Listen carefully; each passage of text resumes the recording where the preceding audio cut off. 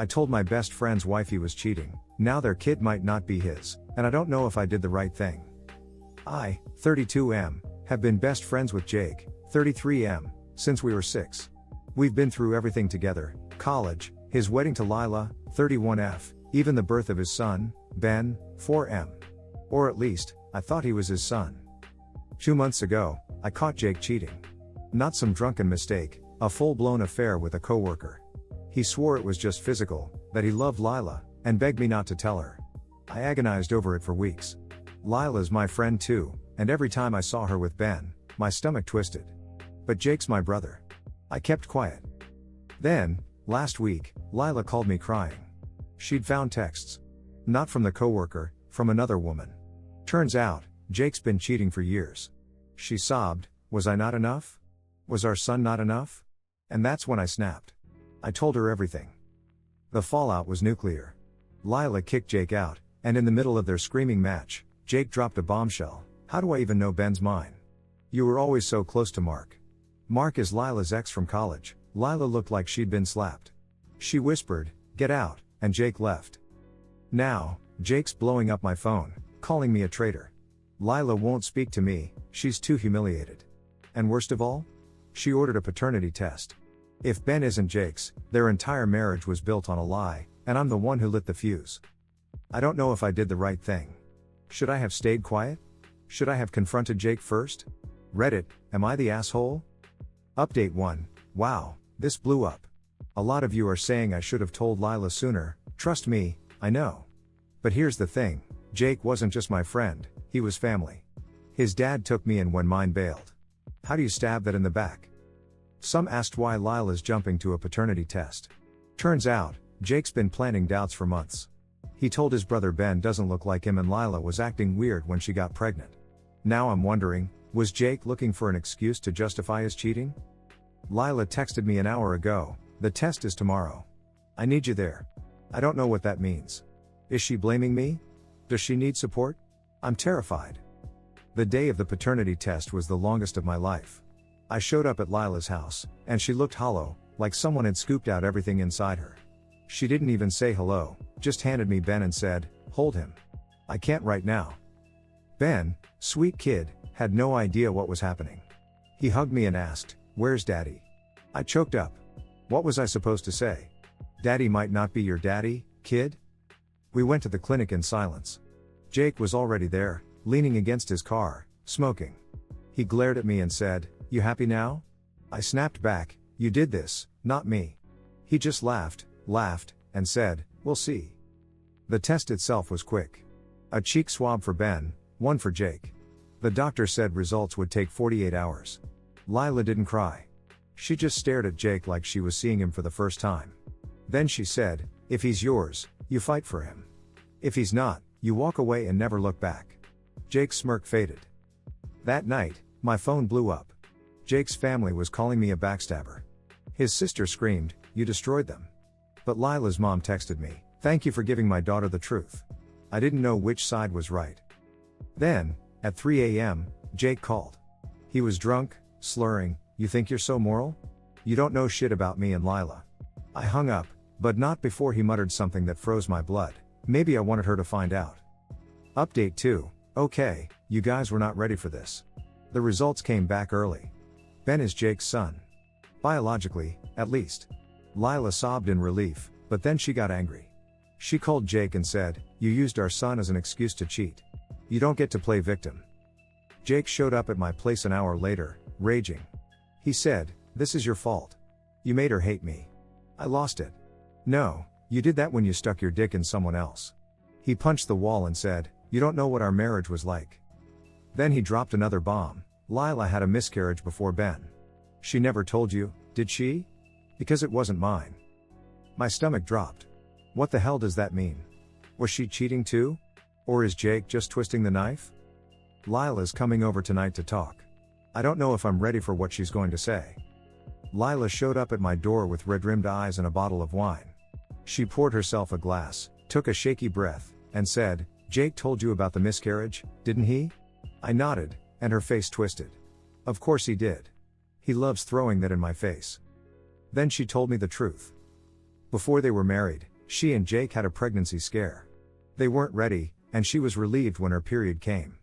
But Jake knew she'd been stressed, so he spun it into this twisted narrative over the years that she'd lost his baby. She said, he used it to guilt me, to make me feel like I owed him. My head was spinning. So, there was no miscarriage? She shook her head. Not like he says. But he wanted there to be. He wanted me to feel broken. I felt sick. This wasn't just cheating, this was psychological warfare. Then Lila dropped the real bomb. The reason I asked you to come to the paternity test wasn't just for support. It's because Jake's been telling people you're Ben's father. I nearly choked. What? She wiped her eyes. Yeah. He told his brother you've been too involved with us, that the timing lined up. My blood ran cold. All those years of being Uncle Mark, helping with Ben's birthdays, babysitting, Jake had been weaponizing it. I asked the question clawing at my throat, do you think I'd ever? She cut me off. No. But Jake needs to believe I'm the villain. And now, so do his friends. Update 3, I confronted Jake. He didn't deny it. Just smirked and said, people believe what makes sense. I told him he was disgusting, and he fired back, you've always loved playing hero.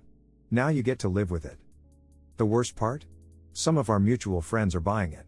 I got a text from one of them, dude, were you really fucking Lila behind Jake's back? Lila wants to go public with everything, the affairs, the lies. But I'm scared. If we do this, there's no going back. And Ben's stuck in the middle.